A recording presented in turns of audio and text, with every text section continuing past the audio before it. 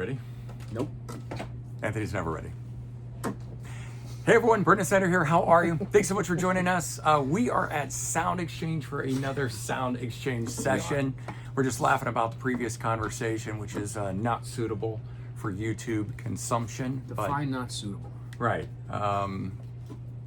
Internal mind voice only. It all started with this picture of Captain Beefheart. Right. And Don Van Vliet. There you go. And where that thing should be shoved. Right? So maybe, hey, this is a good tie-in actually, because the topic for today is what excites you musically. And I'm not talking Big so bombs. much, yeah, big bombs. Not so much talking just specific artists, but like, are you a vocals person or a lyrics person or a guitar like that? The sound of something, the way it's mastered, like those kind of things. It's gotta vary, right? Yeah. I mean, it must be right. It must be different between particular artists. Like, what if something turns you on about an artist or about a band, and you get all involved, and then you realize the lyrics are total shit?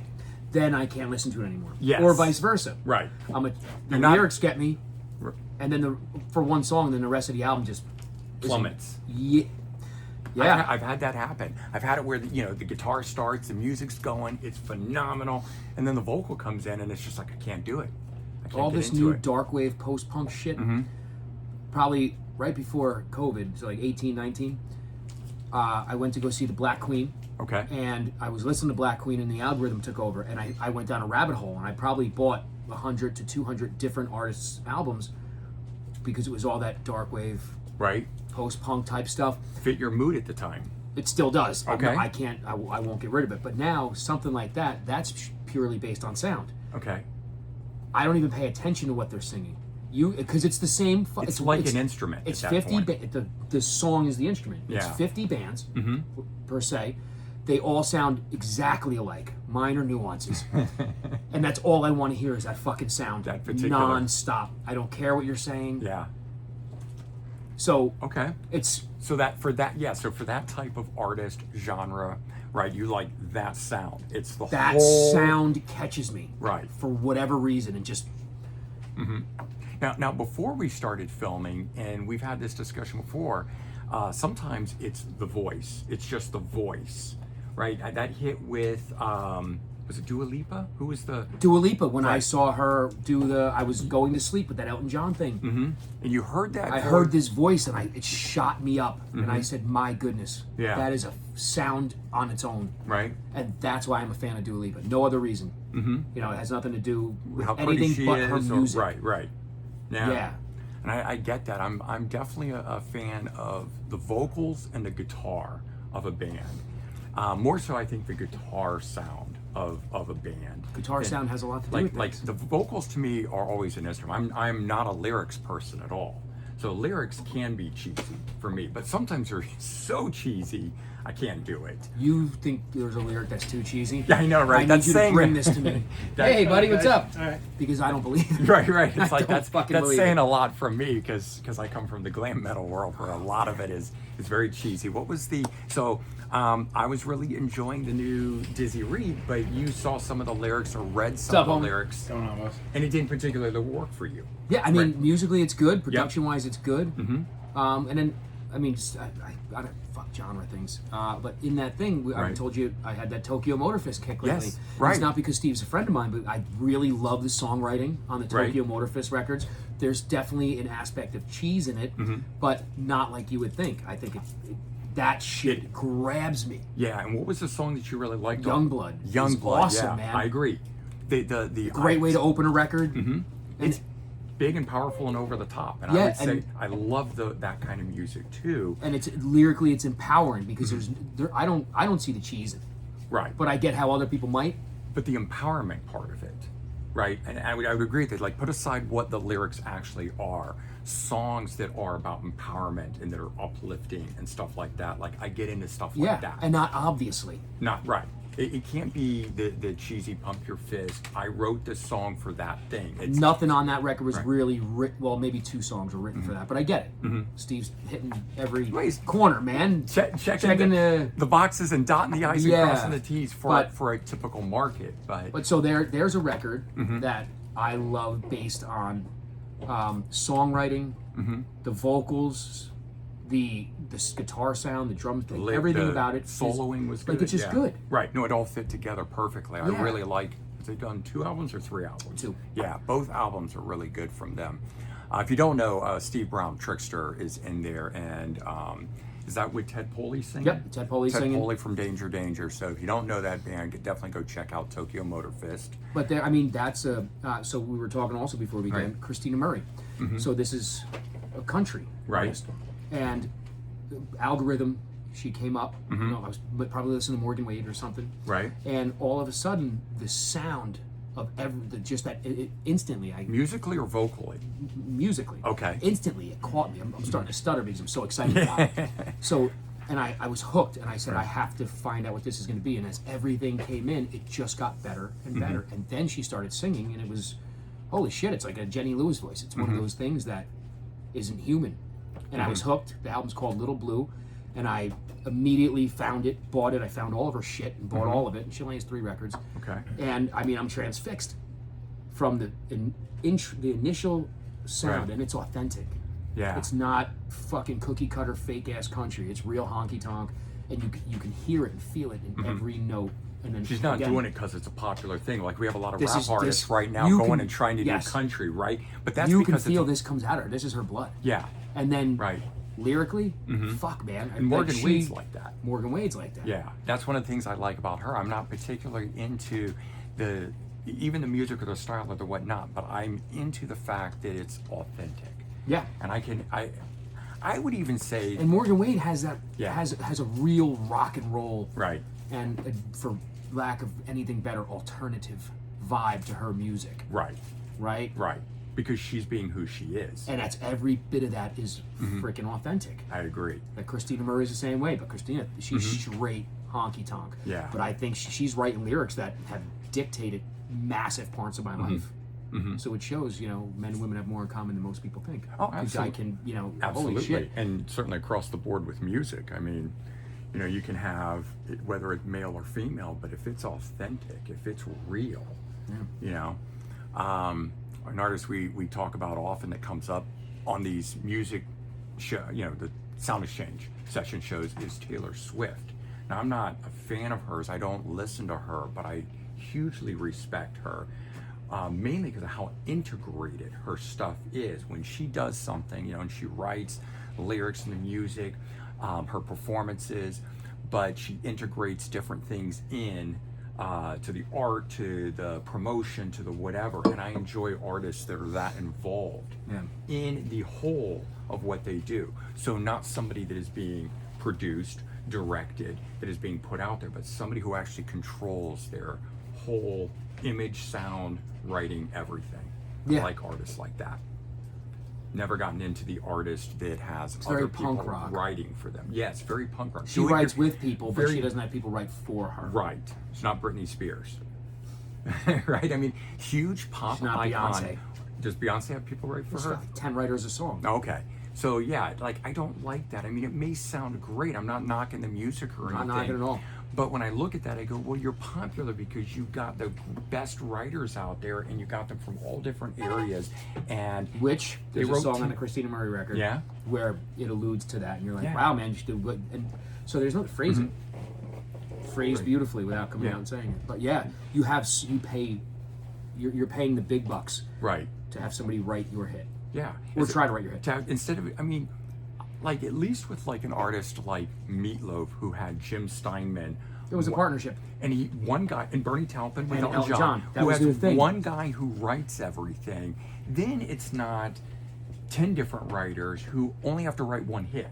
You know what I mean? It's like when you have somebody who writes a whole album and you get a hit off of it, or 2 or 3 hits, that's still one person who did all that. Yeah. I guess I'm just not into the multitude of, I don't know what, you know, I'm in it for an artist.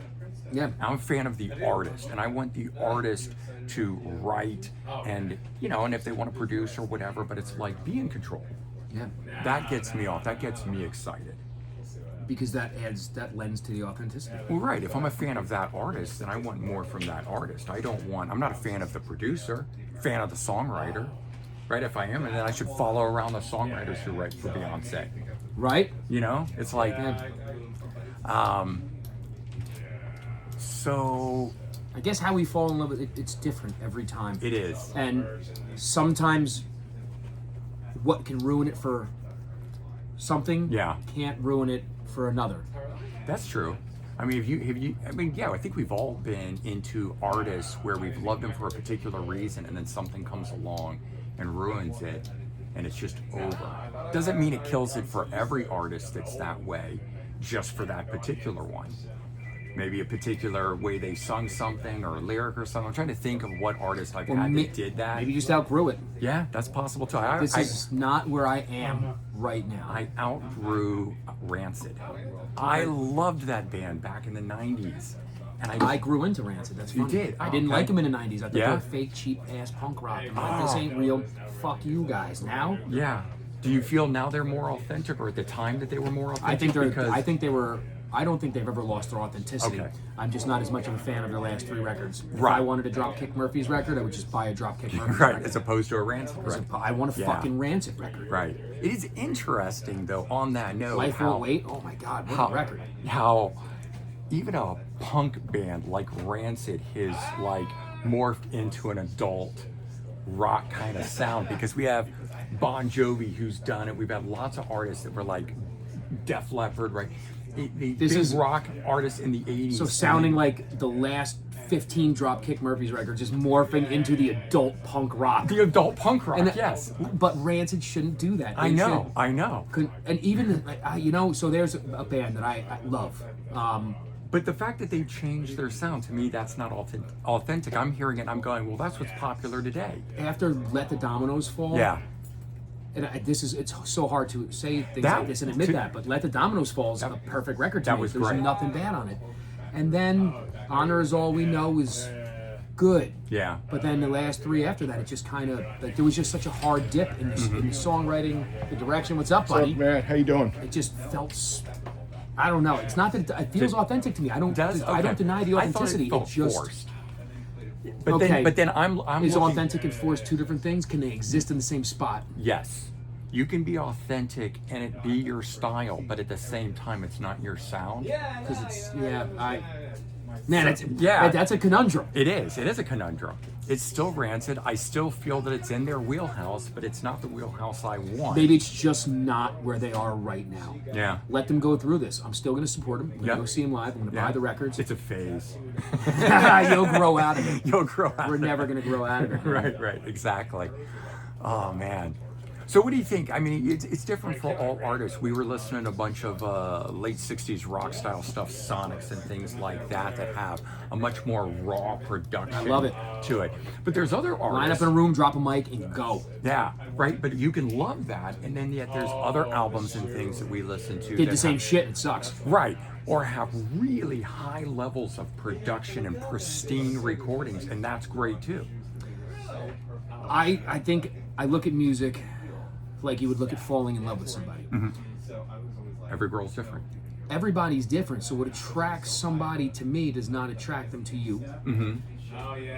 And that's why we can't knock it, True. because you love it. That's Who am right. I to take that away from you? I might rib you a little bit for it, Sure. but man, I'm just stoked. It's like the fat guy running. Yeah. When you look out the window and say, fuck yeah, good for you, bro. Right. And other people look out and laugh. Yeah. Right. So music is just, it's like falling in love, man. You don't know what's going to strike you, when it's going to strike you, and I like when I get shocked. Yeah. And I don't know, like the country bullshit. Yes. Fuck. And sometimes you can't even put your finger on it. Can't put my finger on it. And that's like love. It's like someone's like, "Oh, tell me why you love that person." You're just like tongue-tied and twisted. You can't even put a word to it. Yeah, people are like, oh, Jenny Lewis. Some of the lyrics are downright awful. Yeah. But that voice will Works. never not be light to me. Yeah. And that's awesome. That is awesome. I love that. I've got Morgan that. Wade, Yeah. Christina Murray, that's the new light voice. I'm telling you, please, everybody check out Christina Murray. You're going to shit yourselves Okay. on how fucking good it is. Let's see who this is. Yeah. Who we got today? Sound Exchange. So somebody there calling in about something they love. Yeah. and enjoy, right? And everyone's Yeah. got different musical tastes. Different And as much as things. we want to just ride, Yeah. and we do ride each other, Yeah. But do it in a fun way. Do it you in a know, fun way. remember that the person that you're giving shit to about an artist that they like for whatever reason, they love. yeah, Right? And just because you don't like it, you know, we all hear things different. We all see things different. we definitely all feel things different. We all feel and I things think different. that is the The big takeaway from this. yeah. I guess you hear it before you feel it, but if you feel it before you hear it, I think sometimes it's a whole different fucking thing. Sometimes I think I feel it before I Yeah. hear it because I'm not paying attention to And what's then, playing. but your body is reacting. And all of a sudden I go, what is Is this? that so? There's the difference. I just was listening. You were playing stuff, and it was the algorithm and the group, The Nerves. Okay, I'm not familiar with them, But it hit you. It hit me, and I Shazammed it. And I'm like, "What is this?" I went need out. this. There was none of it on the floor. I don't think Unfortunately, there is any nerves available. Yeah, right. There might be a nerves used LP in the ends. So I might have to run home with that because I was like, "What is this?" just struck me? Right. So it's now on my list to search things out. But I felt that. If you feel it before you hear it, you're in trouble. Yeah. Right. The Because same thing as when you walk into a room and you look across a room and then somebody just the wind's knocked out of you. Yep. Before you know it, you're on your fucking knees and you're thinking, what happened? Yeah. That is a beautiful thing when music does it. Yeah. And those are the things we like about music, the things that excite us musically. You guys should weigh in, tell us what excites you musically, Yeah. what gets you off on music. So don't throw out favorite bands, but tell us what it is about. Is it the vocal? Is it the guitar? Is it a feeling? Is it the production? Like, what are the things? And then also tell us what ruined it for you. If something ruined something. Weigh in on that too. We'd love to hear all of that. All right, everyone. Thanks for tuning in. We'll see you next time. Have a good one.